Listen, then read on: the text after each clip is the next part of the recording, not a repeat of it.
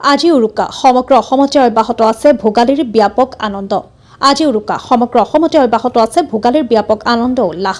নলবাৰী জিলাৰ বাউহিয়াপাৰাৰ বৈশ্য চুবুৰীত জুবিন গাৰ্গলৈ সমূহীয়া শ্ৰদ্ধাঞ্জলি জনোৱাৰ উদ্দেশ্যে ৩০ ফুট উচ্চতাৰ গীটাৰ নিৰ্মাণ অঞ্চলবাসীৰ। প্ৰায় এমাহ জুৰি নিৰ্মাণ কৰা গীটাৰটো সংৰক্ষণ কৰিব গাঁওবাসীয়ে। জুবিন গাৰ্গৰ গীতে মাতে জীপাল হৈ পৰিছে মেজিৰ বাকৰি। নিশা লগে ভাগে এসাঁজ খাই ভোগালীৰ উৰুকাৰ পালন কৰিব অঞ্চলটোৰ উদীয়মান যুৱকসকলে। নলবাৰীৰ পৰা ধনজিতৰ সহযোগত ৰিংকু ৰায় চৌধুৰীৰ ৰিপৰ্ট, নিভাজ অসম লাইভ।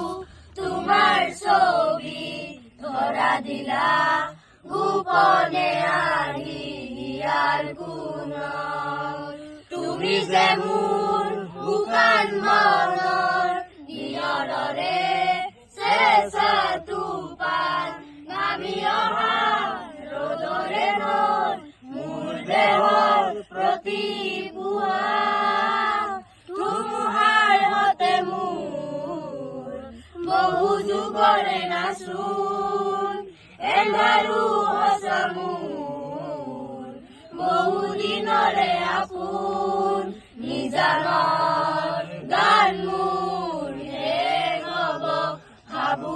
নমস্কাৰ। প্ৰথমতে মোৰ তৰফৰ পৰা সকলো অসমবাসীলৈ ইংৰাজী নৱবৰ্ষ আৰু ভোগালী বিহুৰ ওলগ জনালোঁ। প্ৰতি বছৰে আমাৰ ইয়াত নতুন নতুন ৰূপত ভেলাঘৰ সজা হয়, কিন্তু এইবাৰ যিহেতু জুবিন দা আমাৰ মাজত কায়িকভাৱে নাই, গতিকে তেওঁৰ স্মৃতিত আমি তেওঁৰ হেঁপাহৰ গীটাৰখনি সাজি উলিয়াইছোঁ আৰু ভেলাঘৰটো আৰু পুঁজি আমি সাজিছোঁ ইয়াত। তো এইটোৰ উচ্চতা আৰু এইটো কোনে কোনে বনাইছিলে আপোনালোকৰ ঘৰৰ আৰু কোন জেগাত আছে কৈ দিব অকণমান। এইটো আমাৰ নলবাৰী বাউহিয়াপাৰা বৈশ্য চুবুৰীত হৈছে আৰু এইটো আমি 30 ফুট উচ্চতাৰ গীটাৰ বনাইছোঁ। আমি জুবিন দাক শ্ৰদ্ধাঞ্জলি জনাই এই গীটাৰটো বনোৱা হৈছে ইয়াত, আৰু এইটো যিমান দিনত থাকে সিমান দিনত থাকি যাব, শ্ৰদ্ধাঞ্জলি সিমান দিনত চলি থাকিব।